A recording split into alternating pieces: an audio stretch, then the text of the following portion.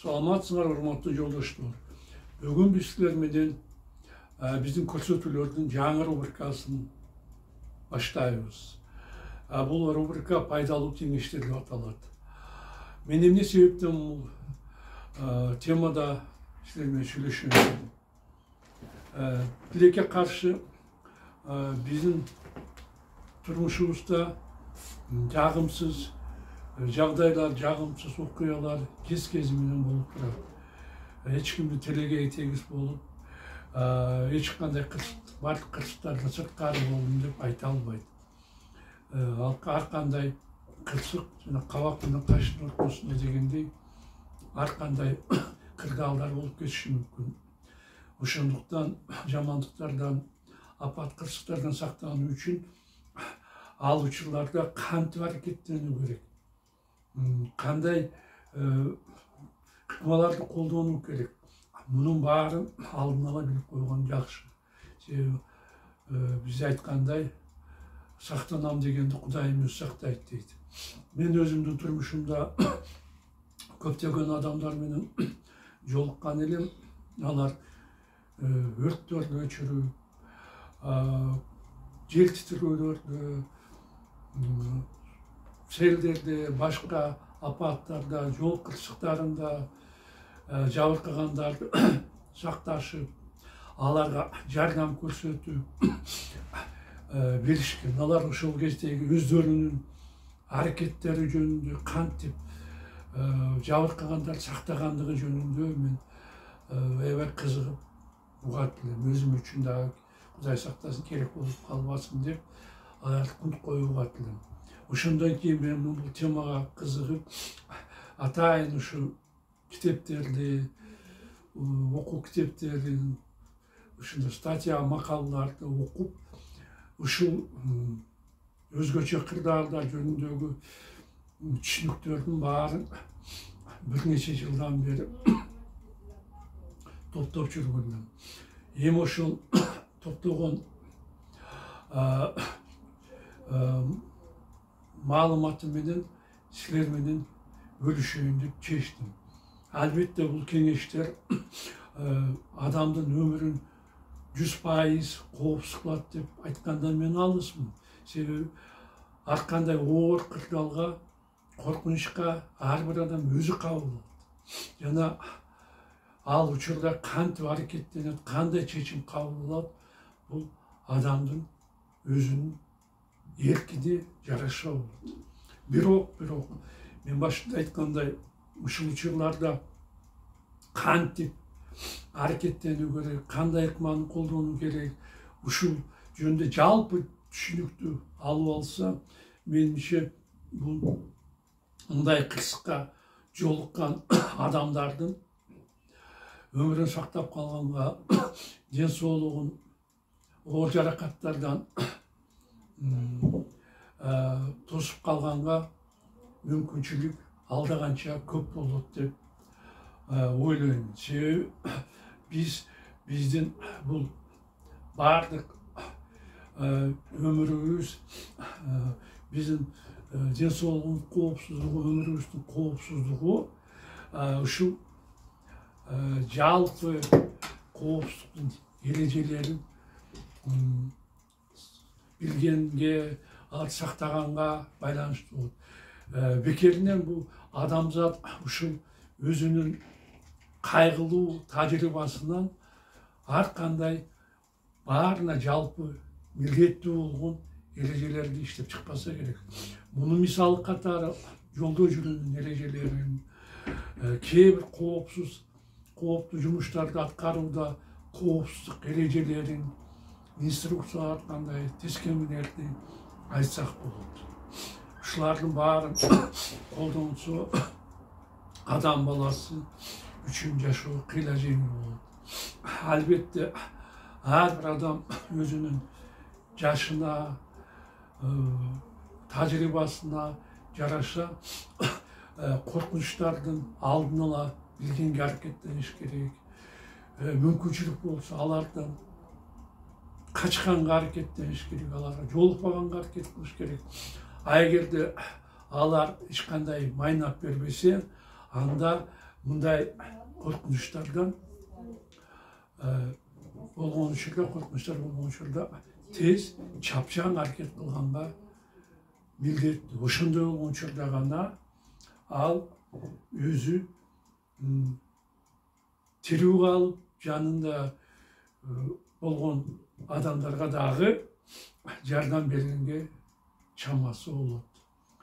Эми демек мен ушундай жагымсыз жагдайлардын бири болгон учурду талдап көрөлү деп чечтим. Бул жагдай сиз бараткан автомашина сууга түшүп кетти. Жолдун үстүнөнбү же жардам кандайдыр же болбосо башка кырсыктан уламбы сиздин унааңыз көлгө, дарыяга, көлмөккө же башка сууга түшүп кетти. Бул учурда эмне кылуу керек? Биринчиден сиз өзүңүздү жоготпошуңуз керек. Эч бир шашкалактабаңыз. Өзүңүздү өзүңүз токтого кармаңыз. Сиз адам коркуп кеткенде кан басымы көтөрүлүп, ал ошол жерде өзү кан тамырлары жарылып, инсульт болуп, ошол жерден өлүп калышы мүмкүн, жүрөгү кармап калып, кайтыш болуп кетиши мүмкүн. Ошого шашкалактабагыла, өзүңөрдүн мындай ой жүгүтүңөрдү топтоп, өзүңөрдү токтотуп, жайбаракат аракеттенгенге аракет кылгыла. Бир-эки дем терең дем алып алып, өзүңөрдүн баскыла. Бул учурда силер биле турган эң башкы нерсе, эсиңерде болсун, ар кандай унаа суунун үстүнө түшкөндөн кийин анын үстүндө бир нече мүнөт калкып турат. Эми өзүңөр балким турмушта көргөндүрсүңөр же кино тасмалардан көргөндүрсүңөр. Автоунаа сууга түшкөндөн кийин дароо чөгүп кетпейт ал. Ал бир нече мүнөт, 4 мүнөт, 5 мүнөт суунун үстүндө калкып туруп, анан жайбаракаттык менен суунун астына кирип кетет. Бул убакыт, ушул 3-4 мүнөт силерге унаадан чыгып кетип, жээкке сүзгөнгө толук мүмкүнчүлүк жаратат. Бул учурда кантип аракеттениш керек? Биринчиден силер эч убакта унаанын ишигин ачпагыла. Эгерде ача турган болсоңор, унаанын ичине салонго дароо суу толуп кетет дагы. Мындай суунун үстүндө калкып турган унаа дароо кескин түрдө чөгө баштайт. Ал суу салонго кирип келген суу силердин өзүңөргө дагы каптаса, ооз мурдуңарга кирип кетсе, силер дагы тумшугуп, эсиңер болуп калышын, же кайтыш болуп кетишиңер дагы мүмкүн. Ошондуктан эч убакта, кайталайм, эшиктерди ачпагыла. Калкып турган унаанын ичине силер анын терезелер аркылуу гана чыкканга аракет кылгыла. Анын капталдагы терезелерин ачып, чыкканга, сыртка чыгып кеткенге, сууга түшкөнгө, суунун үстүнө түшүп, анан жээкке сүзгөнгө аракет кылгыла. Эгерде айнектер, капталдагы айнектер ачылбаса, анда колуңарга бир оор нерсени алып туруп, аны мен капталдагы айнекти же алдыңкы же арткы айнектерди талкалаганга аракет кылгыла. Мүмкүнчүлүк болушунча капталдагы айнектерди талкалап, унаадан тез арада чыгып кеткиле. Эми экинчи учурду алайлык. Эгерде силер көргөн чараларга карабастан автоунаа суунун астына чөгүп кетти. Бул учурда кантип аракеттениш керек? Дагы эле бул жерде биринчи эреже, эч убакта өзүңөрдү жоготуп, шашкалактабагыла. Себеби эсиңер жоготуп, шашкалактай турган болсоңор, силер энтиккен сайын ичиңердеги аба, кислород ошончолук азайып, ошончолук силер тирүү калуу мүмкүнчүлүгүнөн ажырай баштайсыңар. Ошондуктан өзүңөрдү жоготпостон шашқалақ болыстан өзіңерді тоқтау қармағыла. Белгілі, егер де автоунаның ешіктері, айнектері толық ойдың жабық болса, автоунаның ішінде салонды. Анын ішіндегі ауа кемінде 3-4 минут уақытқа жетеді. Қайталаймын, салонның ішіндегі ауа 3-4 минут уақытқа шейін жетеді. Жоғалып кетпейді ауа. Ошон үчүн силер бұл жерде не қылышыңар керек? Біріншіден, силер автоунан фараларын, жарықтарын жандырып қойыңыздар. Себебі сізді автоунаны іздегені түшкен құтқарушыларға автоунаны тапқанға бұл жерде жеңіл. Фара жанып тұрса, судың асты қараңғы болса, анын жарығы көрінгенде құтқарушылар тезірек машинаны тауып аға жетіп келішеді. Біріншіден. Екіншіден, сіз өзіңіздің үстіңіздегі ашықша киімдерді шешіп салыңыз. Өзіңіздің галстугыңызды шешіңіз. Себебі галстугыңыз сіз ары бері сөздік башқа қылғандай ұнанын бір жерін илешіп қалсаңыз, онда тұншығып қалышы мүмкін жоқсың, андан бошануым деп уақыт кетіп, дағы өзіңізге су кіріп кетіп, тұншығып өліп қалышы. Ошон үчүн галстуктагы шешіп салышыңыз керек. Андан кейін сіз бұл ұнаның ішіндегі документтеріңізді алыңыз, чөнтөгіңізге салып, бұтыңыздағы ор, ботинкаларыңыздағы, бұт киімдеріңізді шешіп салыңыз. Пальто курткаңыз болса, барлығын шешіп, жеңіл-желпі ғана бойдан қалыңыз. Андан кейін сіздің әрекетіңіз, сіз өзіңіз құтыла тұрған жолды қантып құтылуыны өзіңіздің башыңызда, миыңызда елестетіңіз.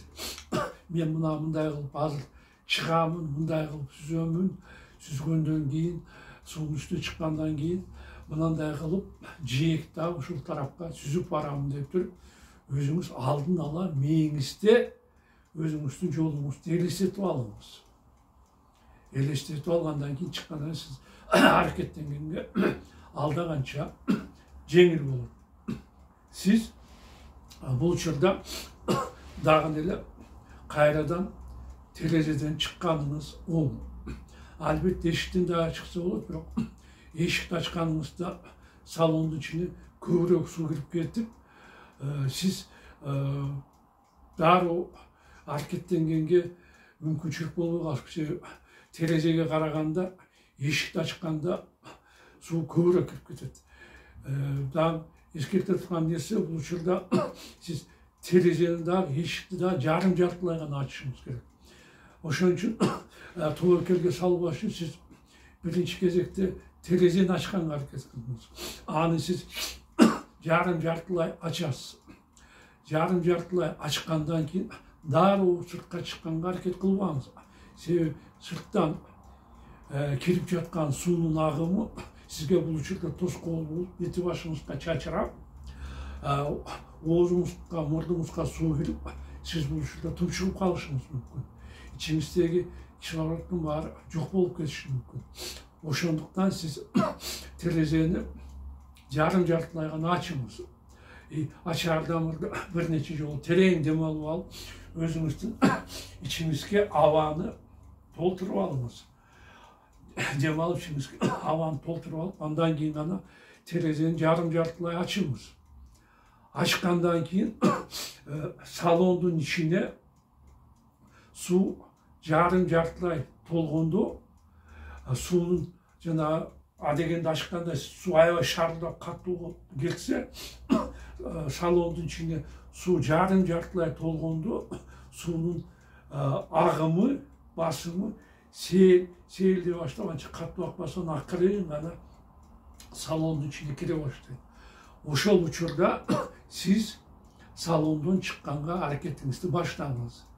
Бул үчүн сиз чалкаңыздан жатып туруп, эки колуңуз менен автоунаанын çatırın karma turup, kırışasın karma turup, özünüz tartılıp turup, ayınlıktan çıkıp, ondan keyin üstü жаққа suyun üstüne çağa kurup, ödege çıkımını başlayınız.